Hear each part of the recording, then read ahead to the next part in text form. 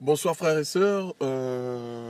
Ce soir nous allons partager la parole dans le livre de 2 Timothée chapitre 2 à partir du premier verset. Donc nous disons: Toi donc mon fils, sois fortifié dans la grâce qui est en Jésus-Christ, et les choses que tu as entendues de moi devant plusieurs témoins, confie-les à des personnes fidèles qui soient capables de les enseigner aussi à d'autres. Toi donc souffre avec moi comme un bon soldat de Jésus-Christ. Il n'est pas de soldat qui s'embarrasse des affaires de cette vie s'il veut plaire à celui qui l'a enrôlé pour la guerre. De même, l'athlète qui combat n'est pas couronné s'il n'a pas combattu selon les règles. Il faut aussi que le laboureur travaille premièrement et ensuite il recueille les fruits. Considère ce que je dis, car le Seigneur te donne de l'intelligence en toutes choses. Amen. Voilà. Donc, nous allons partager aujourd'hui vraiment sur ce qu'est un soldat, véritablement. Un soldat de Jésus-Christ.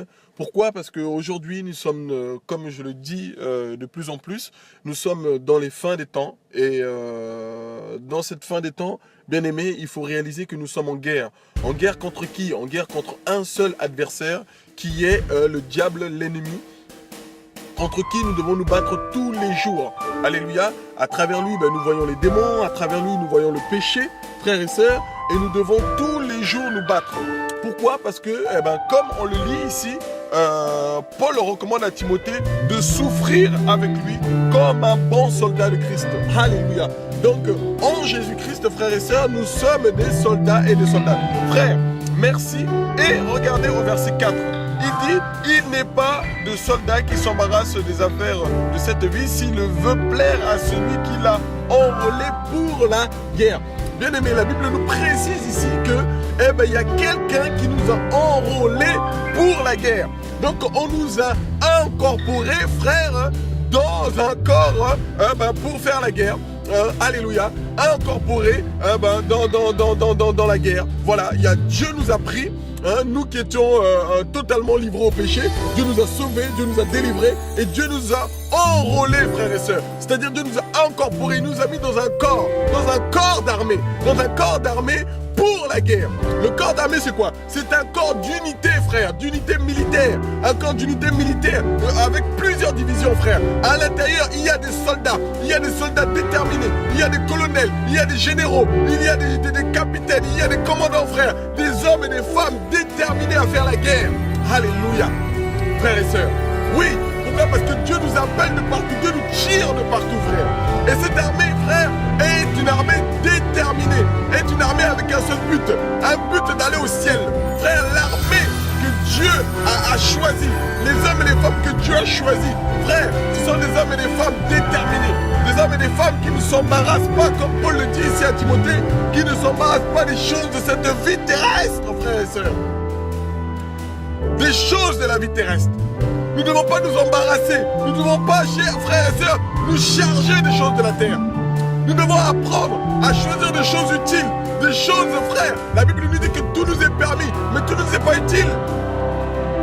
En tant que soldats, frères, nous prenons des choses qui nous sont utiles pour la guerre, pour combattre, pour tenir ferme, frère, face à notre ennemi, face à notre adversaire. Pourquoi? Parce que la guerre va durer. La guerre va durer, frère. Et cette guerre a commencé depuis où? Depuis Genèse, frère. Nous sommes dans Genèse chapitre 3. Regardez, bien aimé. Genèse chapitre 3. Je lis à partir du verset 15. Dieu dit ici au serpent: et je mettrai inimitié entre toi et la femme, et entre ta postérité et sa postérité. Celle-ci t'écrasera la tête, et tu lui écraseras le talon. Alléluia. Donc cette guerre a commencé, frère, avec le diable, avec l'ennemi, avec le serpent ancien, depuis Genèse, c'est-à-dire depuis le commencement.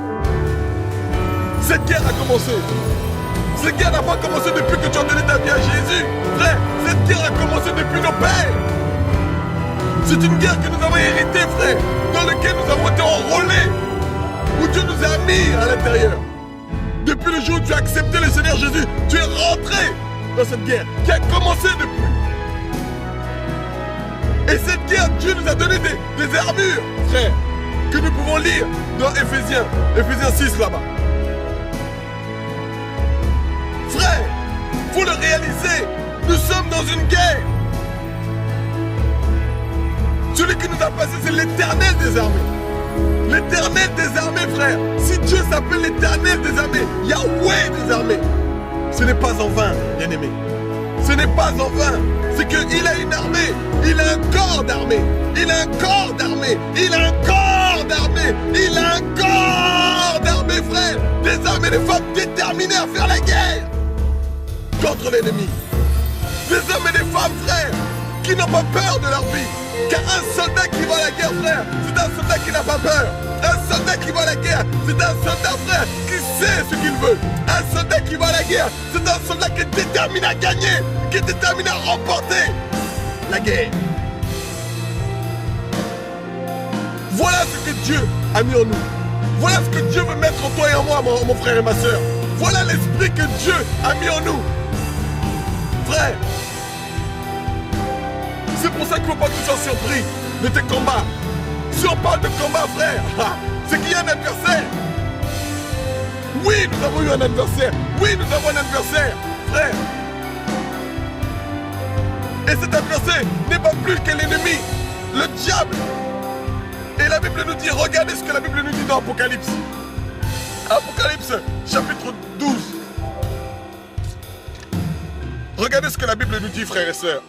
Si nous avons peut-être oublié que nous étions dans une guerre, si nous avons peut-être oublié que l'ennemi est venu nous faire la guerre, frère, regardez, c'est écrit. Apocalypse chapitre 12, à partir du verset 17. Alors le dragon, oh alléluia, alors le dragon fut irrité contre la femme. Vous voyez cette femme-là? Ah frère, la femme. Alors le dragon fut irrité contre la femme et s'en alla faire la guerre contre les autres qui sont de la semence de la femme. Vous avez vu, non? Nous avons lu quoi tout à l'heure dans Genèse? Qu'il va y avoir une guerre entre la postérité du serpent et la postérité de la femme. Frère, nous venons de la postérité de la femme. Et regardez, la Bible dit quoi ici? Il dit que, alors le dragon fut irrité contre la femme et il s'en alla faire la guerre contre qui? Contre les autres qui sont de la semence. De la même semence, frère, de la semence de la femme, qui gardent les commandements de Dieu et qui ont le témoignage de qui? De Jésus-Christ de Nazareth. Donc Satan est descendu nous faire la guerre et il s'en alla faire la guerre contre, frère, contre nous. Donc la guerre que tu as menée, ce n'est pas contre ton frère et ta sœur. Frère, c'est contre le diable, contre les démons, contre le péché. Voilà la guerre qui nous est livrée tous les jours. Voilà la guerre dans laquelle, frère, nous devons nous battre tous les jours. Une guerre terrible, frère. Une guerre terrible où tu peux même perdre la vie. Nos ancêtres ont perdu la vie. Pierre a perdu la vie. Jean a perdu la vie. Étienne a perdu la vie. Oh frères et sœurs, mais nous avons de l'espérance, parce que si nous mourons, frère, nous vivrons. Jésus l'a dit. Regardez l'encouragement, frère, que Jésus va donner à cette église de Smyrne. Cette église de Smyrne qui vivait une grande tribulation, frère, qui vivait dans la tribulation face à l'ennemi. Écrit aussi Apocalypse chapitre 2 au verset 8. Écrit aussi à l'ange de l'église de Smyrne. Voici ce que dit celui qui est le premier et le dernier, qui est mort et qui est revenu à la vie. Je connais tes œuvres, ta tribulation et ta pauvreté, quoique tu sois riche, et le blasphème de ceux qui se disent être juifs et qui ne le sont pas, mais qui sont dans la synagogue de Satan. Ne crains rien des choses que tu as à souffrir. Voici le diable. Oh frère, voici le diable. Voici le diable va jeter quelques-uns d'entre vous en prison afin que vous soyez éprouvés. Éprouvés, frère. Satan va mettre quelques-uns en prison, va vous enfermer, frère, va nous enfermer. Afin que nous perdions la foi, afin que tu sois éprouvé, afin que tu sois abattu. Frère, mais garde la foi là où tu es, mon frère et ma soeur. Même si tu es seul, Jésus est avec toi. Même si beaucoup t'ont abandonné, Paul le dit à Timothée, beaucoup m'ont abandonné. Mais Jésus a toujours été là, frère. Même si les hommes t'abandonnent, Jésus est l'ami fidèle qui n'abandonne pas ses enfants. Garde la foi, tiens ferme avec Jésus, car il revient, frère. La guerre est bientôt finie. Nous combattons dans un combat, frère, de victoire. La Bible dit que nous sommes plus que vainqueurs, frère. Nous sommes plus que vainqueurs. Nous combattons dans la victoire avec Jésus. Tu combats dans la victoire avec Jésus. Ne regarde pas tes souffrances. Ne regarde pas tes souffrances. Comme Jésus dit ici à l'Église, ne crains rien des choses que tu as à souffrir. Ne crains pas. Ne crains pas de ce qui peut tuer le corps. Ne crains pas de ce qui peut tuer le corps, frères et sœurs. Ne craignez pas.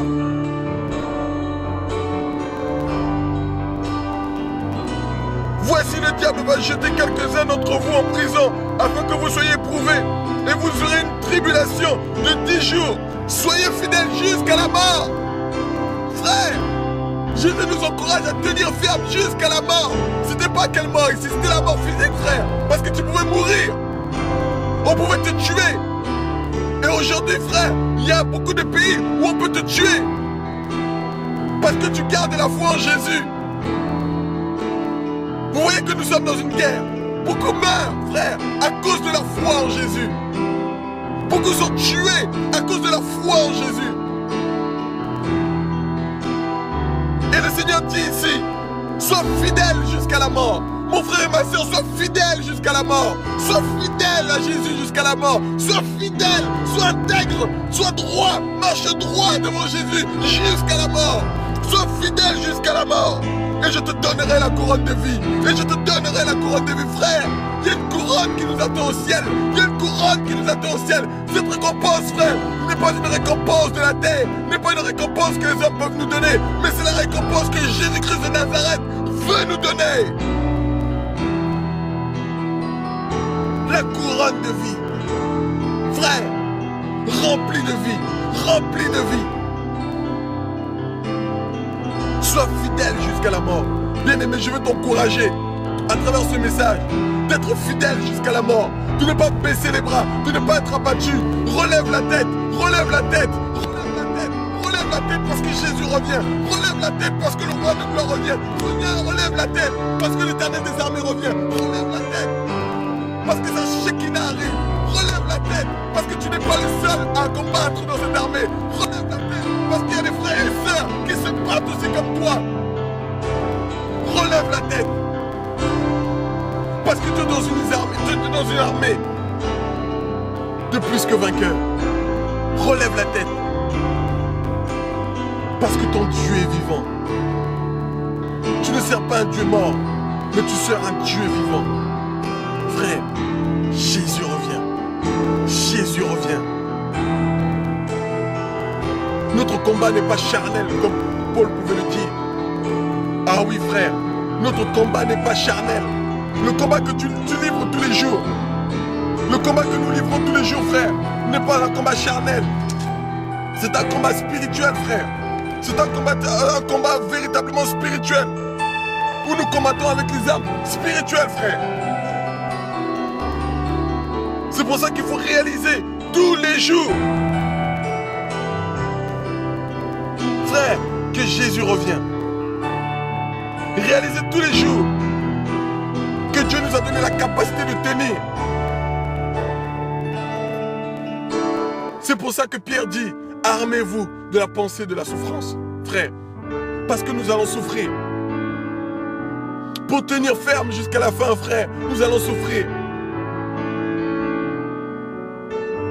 Paul dit dans Acte 14 que c'est avec beaucoup de tribulations qu'il nous faut rentrer dans le royaume de Dieu. C'est avec beaucoup de tribulations, frère. C'est avec beaucoup de tribulations. Pourquoi? Parce que l'ennemi ne veut pas que tu ailles au ciel. Il a goûté au ciel, frère. Il sait ce que c'est que le ciel. Et il a chuté, il est tombé. Alors il ne veut pas que tu ailles au ciel. Bien-aimé, tiens ferme. Parce que ta récompense sera grande. Tiens ferme. Parce que celui qui va te délivrer revient bientôt. Tiens ferme. Parce que tu n'es pas seul, bien-aimé. Nous sommes dans une guerre. Nous sommes dans une guerre. Nous sommes dans une guerre, frères et sœurs. Mais pas une guerre charnelle. Une guerre spirituelle. C'est pour ça qu'il faut veiller et prier. C'est pour ça qu'il faut tenir bon, frères et sœurs. C'est pour ça qu'il ne faut pas tomber dans la distraction, frères et sœurs. Mais brandir la bannière de vérité, la bannière de Jésus-Christ de Nazareth, frère. Seul peut nous sauver. Que lui seul peut nous sauver, bien-aimé. Alors mon frère, tiens bon. Jésus revient. Tiens bon. Jésus revient. Sois encouragé au nom de Jésus.